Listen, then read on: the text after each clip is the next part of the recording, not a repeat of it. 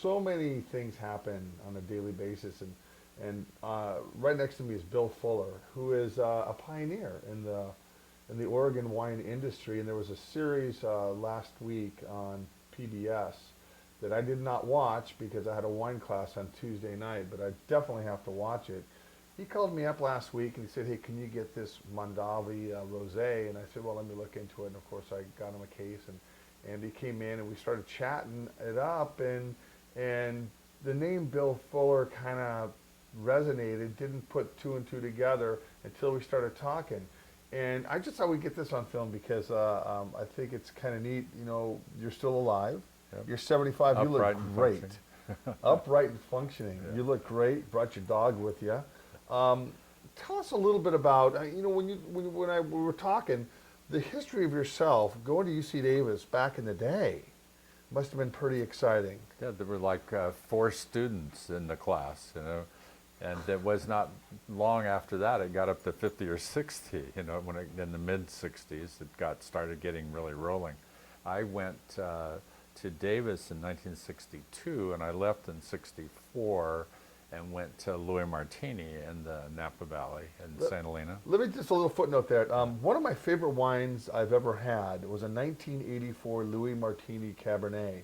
It was, I think, one of the last vintages. They used the big redwood casks to age the wine in, and I got that cedar component on there that I thought was just fascinating.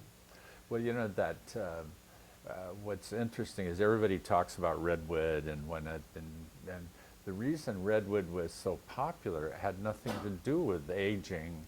It had to do with the size of the tanks they could build. They were huge. Because they were great distances from the ground of the tree to the first limb. So that means there's no knots in any of that. It's all solid wood. And so they could cut staves out that were quite, you know, they're 20 feet high or more. They were huge. Oh yeah. We had at Martini, we had 2 50,000-gallon tanks, redwood tanks. Wow. And we didn't really age in them. What we did was we used them for blending purposes. You know, like for instance, take a harvest of Cabernet.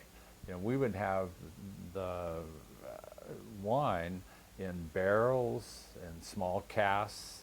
By small casks, I mean 160 gallons or so. And then we would have it in 5,000-gallon oak tanks for aging. Then, when you go to make the blend, you can't bottle just one barrel at a time or something if you want uniformity.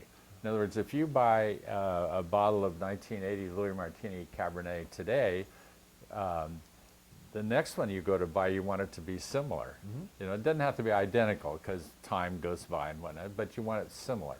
So what you got to do is you got to blend this together. Well, you got to have a big tank to make that blend with, and that's what we use those big tanks. Amazing. For. There, of course, no more old growth redwood forests around that you're able to harvest any of that wood from.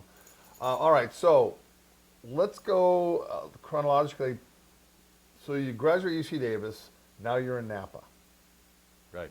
Working for Louis Martini. Right. I was there for just short of 10 years. Okay. And so you saw a lot of growth. You saw a lot of ghost wineries. Farniente was still boarded up. Several other wineries were still boarded up as well. Well, you know, that period of time was a tremendous time of growth in the Napa Valley. And the thing that I chuckle about is that the old families that were there when I arrived, you know, first, there was the Mondavis and you had the Martinis and you had Engelnook, you had BV, you know, these were families that owned these. And they weren't wealthy families, but they were comfortable families. They made money and they were comfortable. Well, then the next wave that started coming in the late 60s and early 70s were wealthy people. I mean, they people that made fortunes somewhere else. Sure. And I had, one of these people was Rene DeRosa, and I don't know if that rings a bell or not, but he had a piece of property down in Carneros called Winery Lake. Okay. And that he got that piece of property by some debt settlement. Somebody owed him money and traded him. And he said something to me that I hadn't really thought about till that point in time. He said, well, you know, Bill, he said, if this was cattle country, I'd be in the cattle business. He says, but they tell me it's wine country, so I'm in the wine business. You know? Just like that. Yeah, but you know, these people didn't have the same feeling about wine that these old families had. Sure. And it was a whole different culture that they had, so it was an exciting time, and I kind of look at my life as I had a Napa Valley career, and then I had a career in Oregon. And then were you married at this time? Yes. So then now your wife had a career. When did she? Well, I was married to my first wife at that time. Okay. I have a second wife. As my wife says, Bill had a first wife and now he has a last wife. There we go. Yeah. Well said.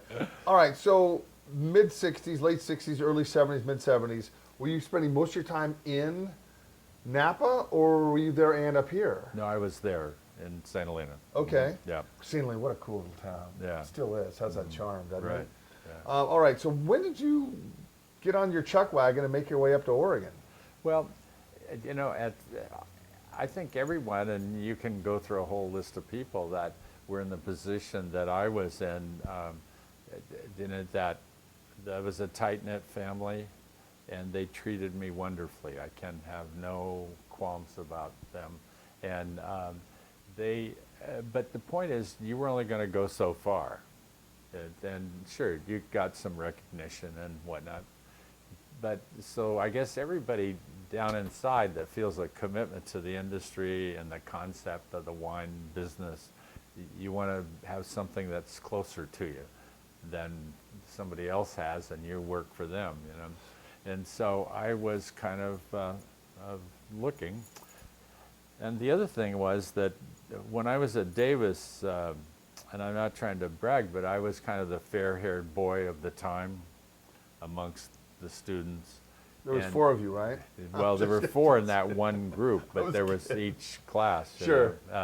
But anyway, so Dr. Amarine, who was considered the guru of the Western world in terms of wine and whatnot, I was on his list, and he had a list of people that when somebody came to him and said, I want to get in the wine business, he'd give them the list. And so all these people, new people wanting to get in, would come past my door because I was on the list. Fantastic. And so I had a chance to meet, and I was offered several different jobs. And, you know, I kind of look at them and think about it, that experience I had in there was with Joseph Phelps, that you know, he was going to build his winery. And so he had created a temporary office over on the Silverado Trail, and he called up and he said, Bill, can you come over? I want to talk to you. He said, I'm looking for a winemaker manager. So I go over there, and you know, he was the old school. I walk in the door, and he does this. He says, how much wastewater will I have? You know, and I said, well, how big's your winery? And he told me it's going to be this big. And I told him how many gallons he'd have. And he pounds on the desk and he says, damn it, I just paid an engineering for $30,000 for that answer. And they gave me the same one you gave me in seconds. Nice. But anyway, but that was just kind of some of the experiences that I had as I was kind of thinking about what I wanted to do.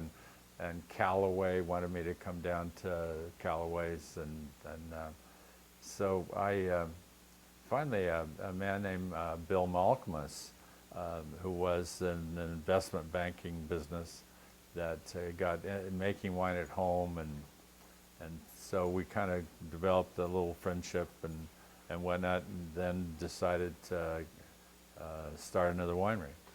Well, what took you from the opulent, Cabernet-driven Napa Valley to get on the Pinot chuck wagon and come on up here with the other pioneers, you know, David Lett, Dick Ponzi, Dickie Raft, all those guys? Well, you know, that,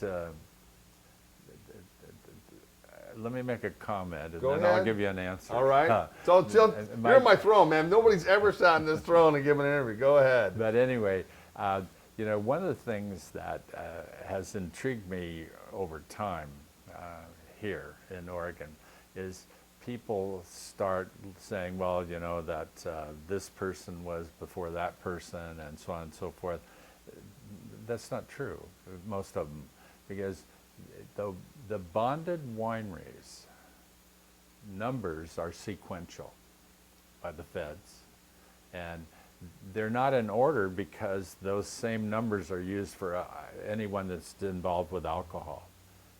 So, but they're in order as far as the wineries are concerned in terms of a hierarchy. Okay. And our bonded winery number at 12 was before Ponzi's. Even though people say, well, Ponzi will, you know, like you know, you kind of assume Ponzi was before Tualatin. Now, they moved here before we did. And they came here, and he was an engineer Sure. and whatnot, you know, and they worked where we came right into the winery itself, started the winery and everything. And that was at 73? 73. And what was your involvement with Tualatin Valley Vineyards? Well, I ran it. Okay, so And I was the winemaker, the salesman. It was a one-lung operation. whatever hat you were wearing that Yeah, day, hey, Bill, we need some electricity. Okay, Yeah. hold on, let me get my other hat on. One of those back in the day where you had to wear many hats. Oh, yeah. You know, people say, well, what was the big difference coming from California to Oregon? The big difference in many ways was the services available. Yeah. You know, in California, if you had the money, there's everything in the world there. There's nothing missing if you can afford it. But here, there was nothing. You know, I mean, you had to find a welder, you know, for instance. Sure. I wasn't a welder, so, but you need one. And, you know, and there's a guy out in Gaston I found, you know, who he's a welder of discs and whatnot, you know, but He was a welder. but he was a welder, you know, and he built a number of things for me that I provided the design and he built it. That's you know? awesome. And so those are the kinds of things you run into. That the place that we bought was 160 acres. There was about, we estimated maybe 90 plantable. The other was a canyon. There was a couple of ponds down in the canyon, Okay. which we pumped water out of to irrigate with. And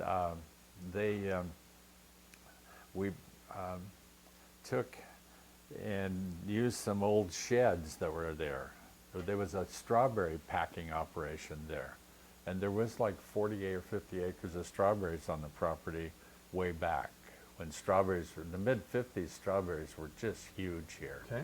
And that kind of shifted. Yeah, to Watsonville. Yeah, right.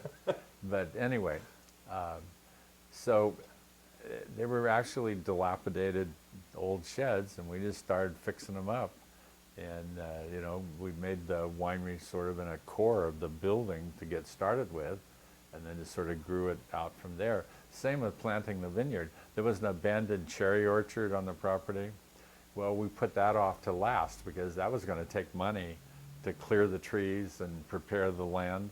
And so we planted the most plantable land in the first couple of years. Sure. And finally, we had 86 acres of vineyard. So was this, you know, you're talking back in the 70s.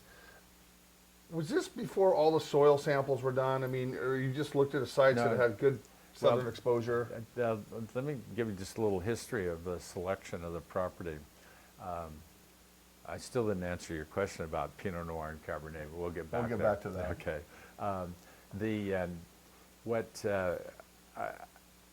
The harvest in 72 at Martini, one of our big growers that we bought grapes from, and he managed a lot of vineyards in the Napa Valley, his brother-in-law lived in Scappoose. And so when the harvest was over, him and I were talking, and that's just about the time Malcolmus and I were beginning to sort of coalesce our idea of starting a winery in Oregon. And he said he's going to go up and visit his brother-in-law in Scappoose. So I looked at a map. I didn't know where in the hell Scappoose was, you know. So I looked at the map, and I thought, you know, that's right near that piece of property that we're thinking about, you know, that I saw an ad for. So I asked him, I said, could you while you're up there visiting your brother-in-law, takes a little time and go take a look at this piece of property? And he said, absolutely. He said, I like something to do when I'm there, you know. And so he went and looked, and he came back. He said, Bill, he said, I think that is one of the most fantastic vineyard sites I've seen. He said, it is unbelievable. And so that was just some of the fuel in the fire, you might say, of looking at this property. And where I saw the ad was in the, there's a magazine called Wines and Vines. Mm-hmm. Well, in Wines and Vines, it said Oregon Grapeland, blah, blah, blah. Well, what had happened, we found out later, was that these people were in the nursery business. And they were growing, the 5-gallon cans of trees and stuff.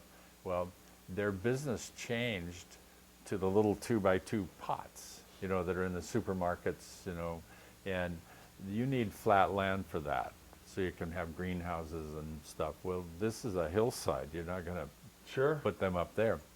So they bought a piece of land out south of Hillsborough, and they were moving their whole nursery operation.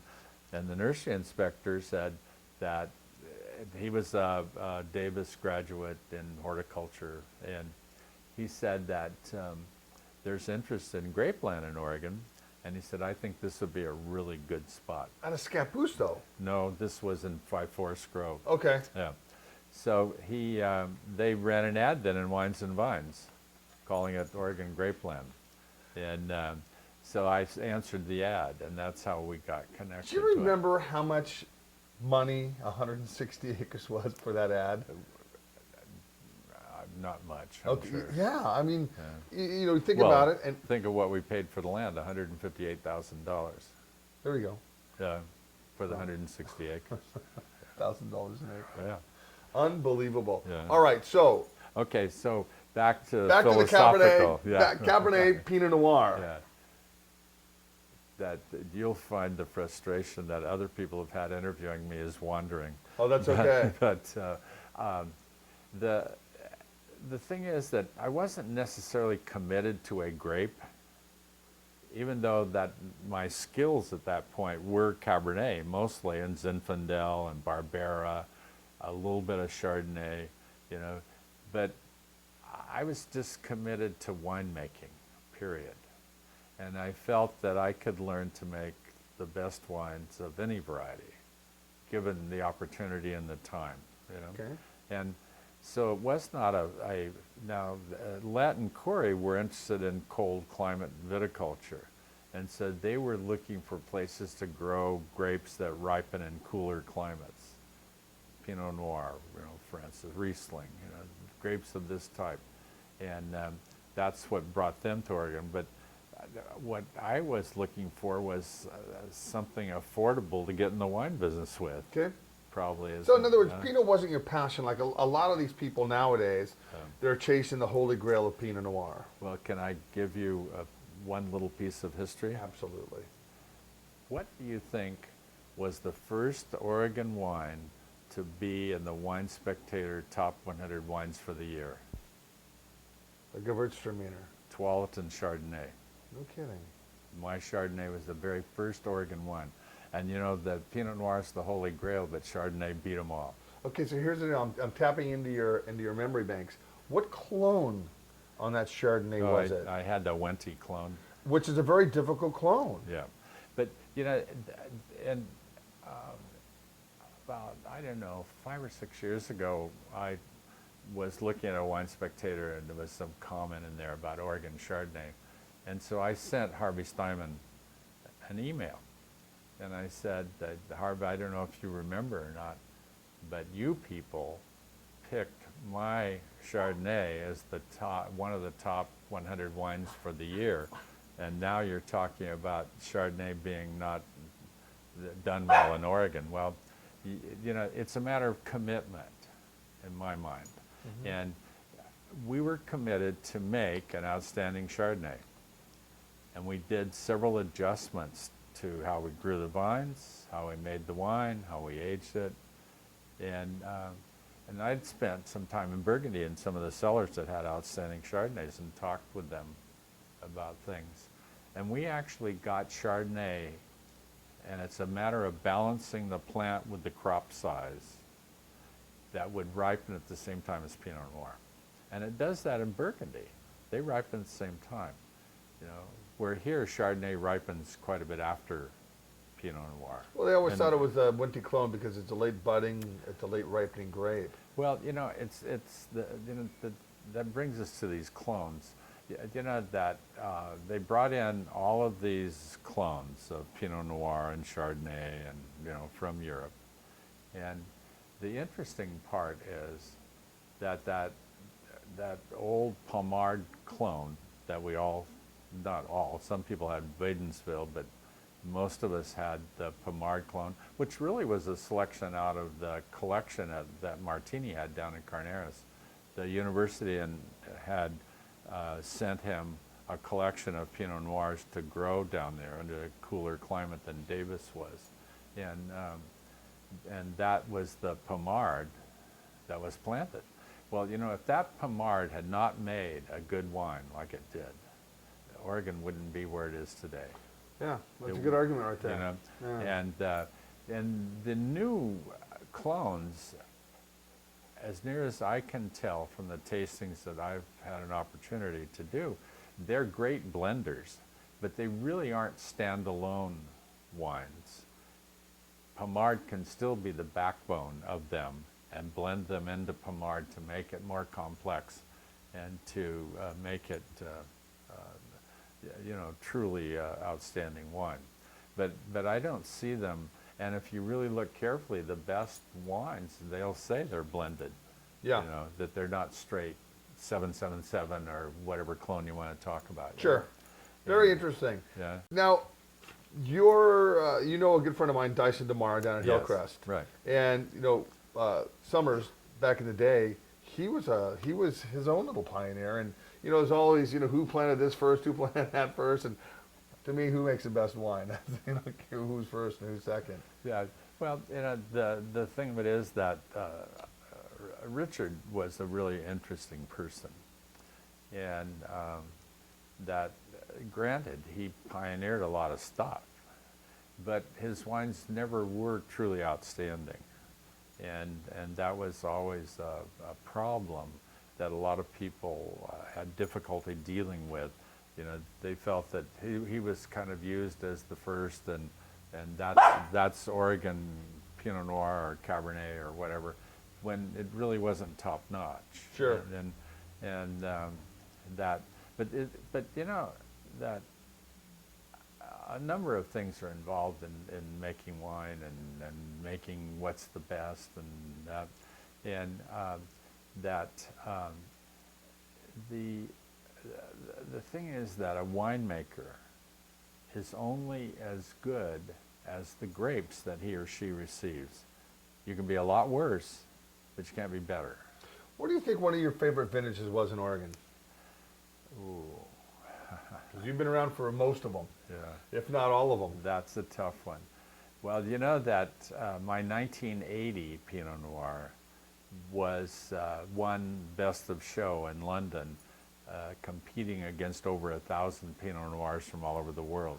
What a great accomplishment that must have felt. Yeah, and my 81 Chardonnay got Best of Show for Chardonnay the same year. And I think still to this day, I'm the only winemaker that won Best of Show for 2 different grapes in the same year. That's awesome. You know? That is fantastic. And so the 80 Pinot Noir is still holding up quite well. I have 1 bottle left. And, you know, the problem is, when do you decide to drink that last bottle? Before you die. I know. And, well, the other problem, before it dies. Oh, before it dies, You know? absolutely. And, you know, nothing makes you madder is that if you waited too long. Yep, absolutely. Oh, you get ticked, you know. Yep, and there's that fine line. I know. There is, Between the fruit just falls off and everything else dissipates. One of the things that happened politically in Oregon in the early days is that there was a lot of minor rifts went on between some of the early people, and because Lett and Corey had a big falling out, Erath was a partner with Corey on a nursery operation, and they had their falling out. Because, you know, some of these people were pretty eccentric, and Corey was probably one of the most eccentric. And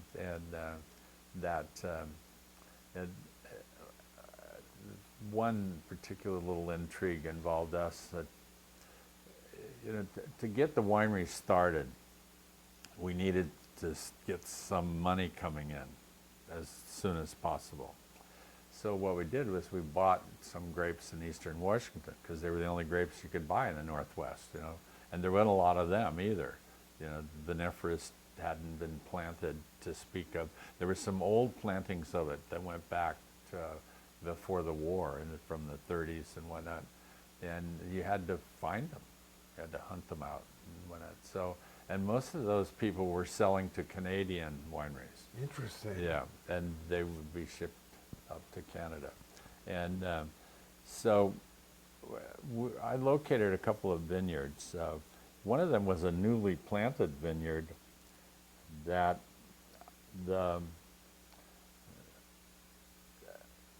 was William Penn Mott, who was on the was in Eisenhower's you know, management of the government group when he was president, and he was national parks person. Mott was.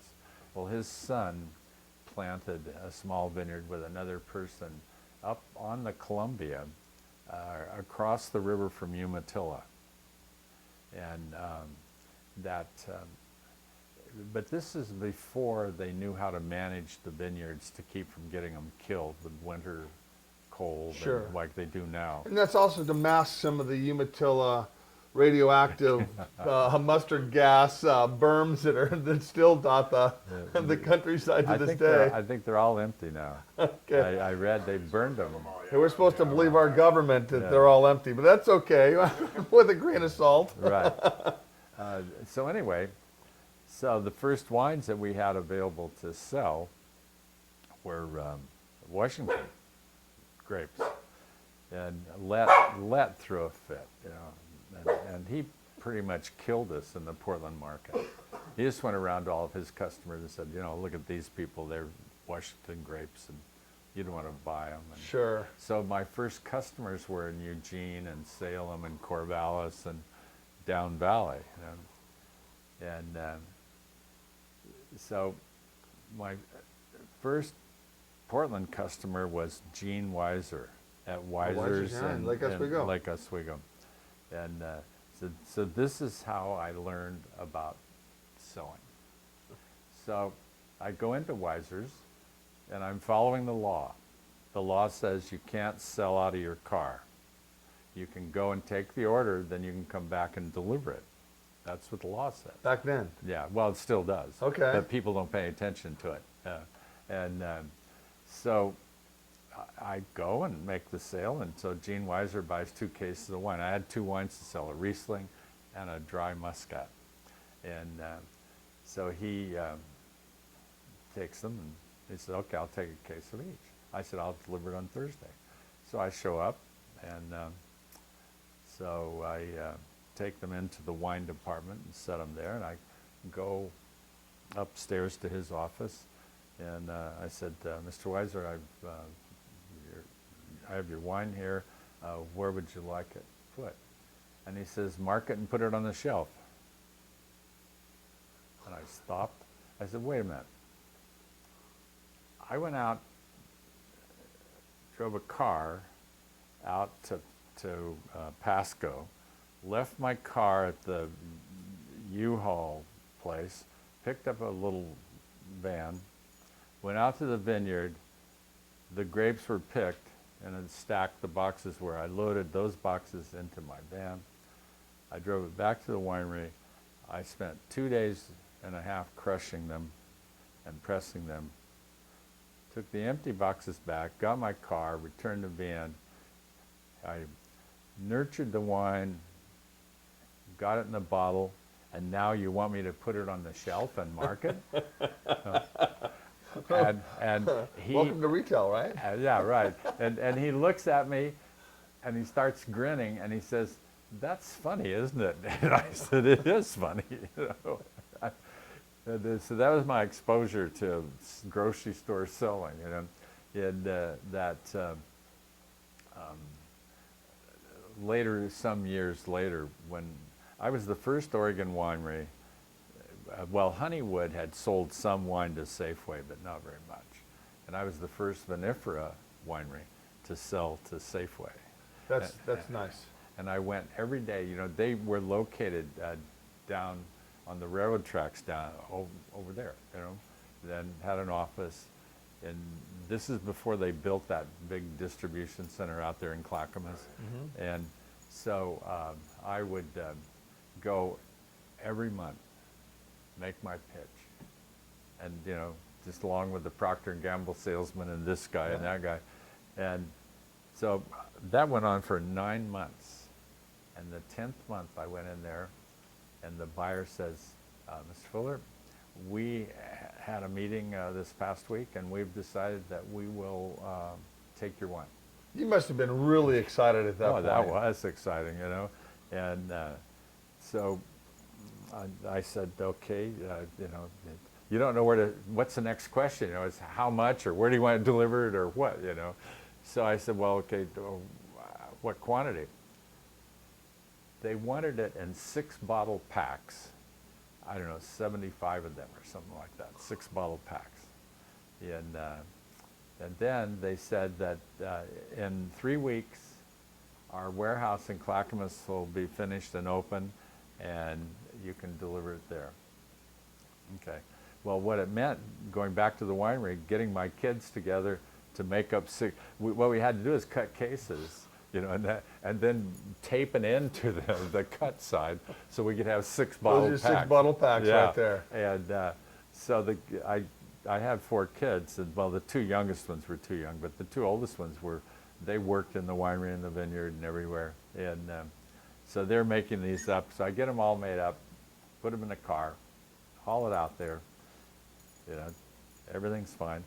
So then I go back to the buyer, and I said, "You know, that I was thinking, you have more stores than 75. So I must not be in all your stores."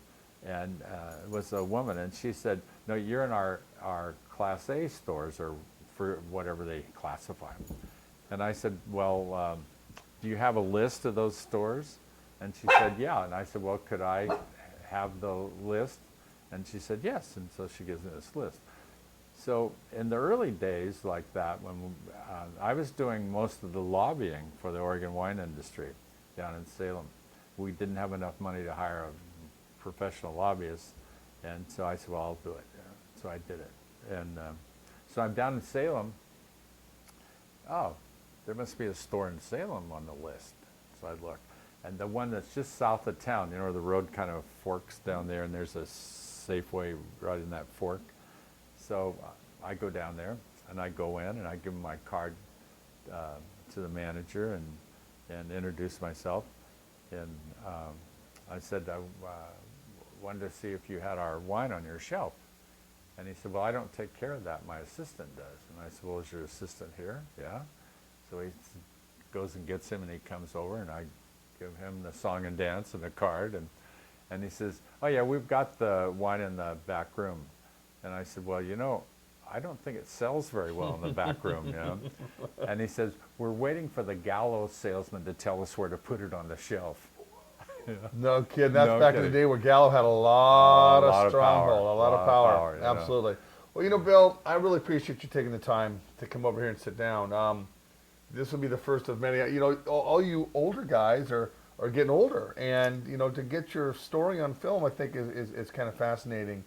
To how the Oregon wine industry is kind of growing up, and look at what it is today. Oh boy! You know, Yeah. you have paved a big road. Do you know that handout, the Oregon Wines and Wineries, that pamphlet handout for the industry? Yeah. Well, we did the first one. My wife and I and a couple of other people were involved. We had 5 wineries in it. Guys, I'll Yeah. tell you something. It's been a real pleasure to sit here and talk to Bill, and I'm sure you'll come back. Oh yeah. You know, it'd be kind of nice to chat with you some more down the road. Anyway, guys, I know this is a little lengthy. Check it out. This guy's awesome. Have a great afternoon and have a nice summer. See you later.